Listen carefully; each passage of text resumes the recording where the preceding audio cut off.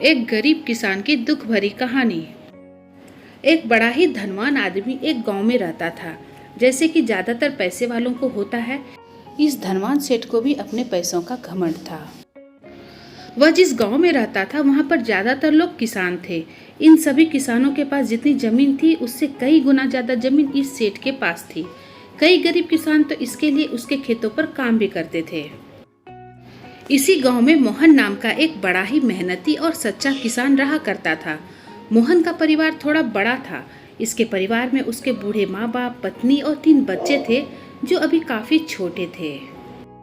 मोहन के पास ज्यादा जमीन नहीं थी, लेकिन जितनी भी थी उसमें वह बड़ी मेहनत करता और अपने परिवार का पेट पालने लायक अनाज उगा लेता था। बाकी के किसान भी यह देखकर हैरान रह जाते थे कि कोई कैसे इतनी सी जमीन में इतना ज्यादा फसल उगा सकता है।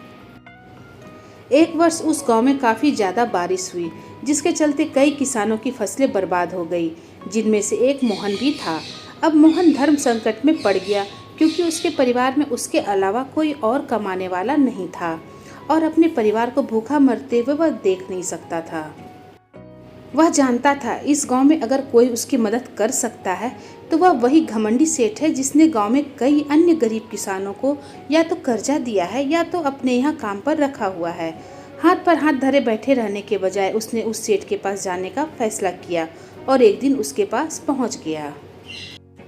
सेठ के पास पहुंचकर मोहन बोला, सेठ जी, आपकी बहुत मेहरबानी होगी अगर आप मुझे थोड़ा सा कर्जा दे दें, जिससे मैं अपने खेतों में फिर से कोई फसल उगा सकूं, या फिर आप मुझे अपने यहाँ नौकरी दे दें ताकि मेरे परिवार को 2 वक्त का खाना मिल सके। पर घमंडी सेठ को उसकी इन बातों का कोई मतलब था नहीं, लेकिन गांव के सारे लोगों की तरह वह यह भी जानता था कि मोहन कितना मेहनती है और वह जिस भी खेत में काम करेगा वहाँ वह दुगनी फसल उगा सकता है। सेठ ने सोचा, अगर मैं इसे पैसे उधार देता हूँ तो शायद यह इस स्थिति में नहीं है कि मुझे वापस लौटा सके, लेकिन अगर मैं इसे अपने खेतों में काम करवाता हूँ तो मुझे जरूर दुगना फायदा होगा। सेठ मोहन से बोला, देख भाई, पैसा तो मैं तुझे दूंगा नहीं और मेरे पास अभी खेतों में काम करने के लिए कई किसान पहले से मौजूद हैं, लेकिन तुझ पर तरस खाकर मैं तुझे अपने खेतों में नौकरी देता हूँ, पर मैं तुझे इसके लिए ज्यादा पैसे नहीं दूंगा। बाकी किसानों को मैं 300 देता हूँ, मैं तुझे सिर्फ 200 ही दे पाऊंगा।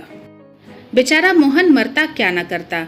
मोहन ने सेठ की शर्त मान ली और उसी दिन से सेठ के खेतों में काम करना शुरू कर दिया। 2 महीनों तक नियमित वो सेठ के खेतों में जाकर कड़ी मेहनत करता और देखते ही देखते 4 महीनों का काम उसने अपनी मेहनत से 2 महीनों में ही खत्म कर दिया। सेठ उसके काम से काफी खुश था, लेकिन वह कभी इस बात को जताता नहीं था।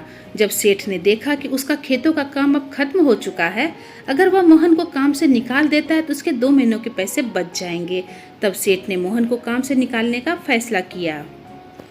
एक बार सेठ को यह विचार भी आया कि इतना मेहनती आदमी शायद उसे दोबारा ना मिले, लेकिन फिर उसने सोचा, जब अगले साल काम आएगा तब इसे फिर से नौकरी पर रख लेगा। आखिर इस गांव में उसके अलावा है ही कौन जिसके आगे ये लोग अपने हाथ फैलाएंगे। एक दिन सेठ ने मोहन को अपने पास बुलाकर उसको उस दिन का पैसा दिया और साथ में यह भी कहा कि कल से तुमको काम पर आने की जरूरत नहीं है। अब मेरे पास तुम्हारे लिए कोई काम नहीं बचा है।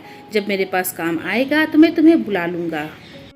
यह सुनकर मोहन का दिल बैठ गया। पिछले 2 महीनों से कम ही सही, पर उसके बच्चों और परिवार के पेट में अन्न का दाना तो जा ही रहा था। अब वह क्या करेगा, यही सोचकर उसकी आंखों में आंसू निकल आए। मोहन ने सेठ के पैर पकड़ लिया और गिड़गिड़ाने लगा, सेठ जी, मुझे इस काम की बहुत जरूरत है, मुझे मत निकालिए। पर अपने मतलब से मतलब रखने वाला सेठ टस से मस ना हुआ। उसने खरी खोटी सुनाकर मोहन को वहां से चलता कर दिया और मन ही मन 2 महीने की तनख्वाह बचाने से खुश हो गया। अगले दिन जब सेठ सवेरे उठा और अपने आंगन में आया तो उसने देखा कि मोहन उसके आंगन में बैठा है। सेठ ने उसको पास बुलाकर पूछा कि क्या हुआ, तुम क्यों यहाँ पर बैठे हो। मोहन बोला, सेठ जी, मुझे वापस काम पर रख लीजिए। आप जानते ही हैं कि मेरी आर्थिक परिस्थिति कैसी है, थोड़ी दया कीजिए। लेकिन सेठ ने उसकी एक ना सुनी और फिर एक बार उसे बुरा भला कहकर वहां से जाने के लिए कहा। बेचारा मोहन अपना सिर नीचे झुकाकर वहां से चला गया। अगले दिन फिर यही घटना दोहराई गई। मोहन फिर से सेठ के आंगन में बैठा था और सेठ ने फिर उसको वहां से जाने के लिए कहा। यही घटना अगले कई दिनों तक चलती रही। अब तो मोहन सेठ के हकालने पर भी वहां से नहीं जाता था और वहीं पर बैठा रहता था। एक बार सेठ ने उससे पूछ लिया, तुम कैसे आदमी हो? मैं तुम्हारा इतना अपमान करता हूँ लेकिन तुम्हें कोई फर्क ही नहीं पड़ता। तब मोहन ने कहा, बुरा तो बहुत लगता है सेठ जी, लेकिन जब घर जाता हूँ और भूख से बिलखते अपने माँ बाप और बच्चों को देखता हूँ तब यह अपमान मुझे कुछ भी नहीं लगता। इतना सब कुछ होने के बाद भी सेठ का दिल जैसे पत्थर का बना हुआ था। उसने मोहन को अभी तक काम पर नहीं रखा और ना ही उसका ऐसा करने का कोई इरादा था। एक दिन सेठ ने सोचा कि कुछ दिनों के लिए किसी और गांव चला जाता हूँ ताकि मोहन से पीछा छुड़ा सकूं। अगले दिन मोहन के आने से पहले ही सेठ अपने परिवार को लेकर अपने किसी संबंधी के यहाँ चला गया और वहाँ पर 10 दिनों तक रहने के बाद फिर अपने गांव अपने घर वापस लौटा। घर लौटते ही सेठ ने आसपास हर जगह नजर दौड़ाई तो पाया कि वहाँ पर अब मोहन नहीं था। सेठ ने सोचा, मेरी तरकीब काम कर गई, लगता है मोहन से अब पीछा छूट गया।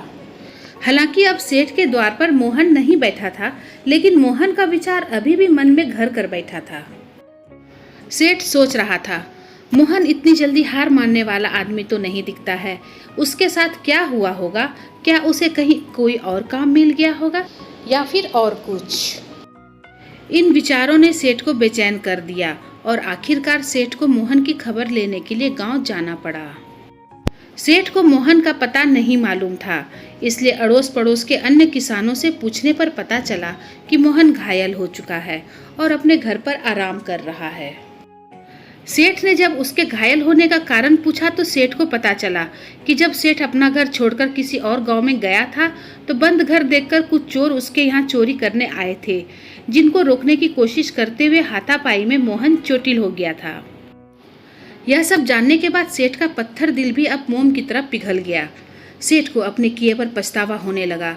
सेठ ने अपने आप को याद दिलाया कि कैसे उसने एक शरीफ और सच्चे आदमी को ज़्यादा काम करवाकर भी उसको पूरा पैसा नहीं दिया और जिसको गले से लगाना चाहिए था उसे ठोकर मारकर भगाता रहा। सेठ मोहन का घर का पता पूछकर उसके घर पहुंचा तो देखा कि मोहन के घर की हालत बहुत खराब है। उसका परिवार भूख से बेहाल है और वह खुद अपने हाथ पैर में चोट के साथ एक खाट पर पड़ा हुआ है। यह दृश्य देखकर सेठ की आंखों से आंसू बह निकले। सेठ ने मोहन के पास जाकर उससे सच्चे दिल से माफ़ी मांगी, उसको उसकी मेहनत के पैसे दिए, उसका इलाज करवाया और उसको हमेशा के लिए अपने यहाँ काम पर रख लिया। दोस्तों, अगर यह कहानी पसंद आई है तो इसे लाइक और शेयर करना ना भूलें। अगर आप मुझे फेसबुक पर सुन रहे हैं तो मुझे फॉलो करें और अगर आप मुझे यूट्यूब पर सुन रहे हैं तो सब्सक्राइब जरूर करें। धन्यवाद।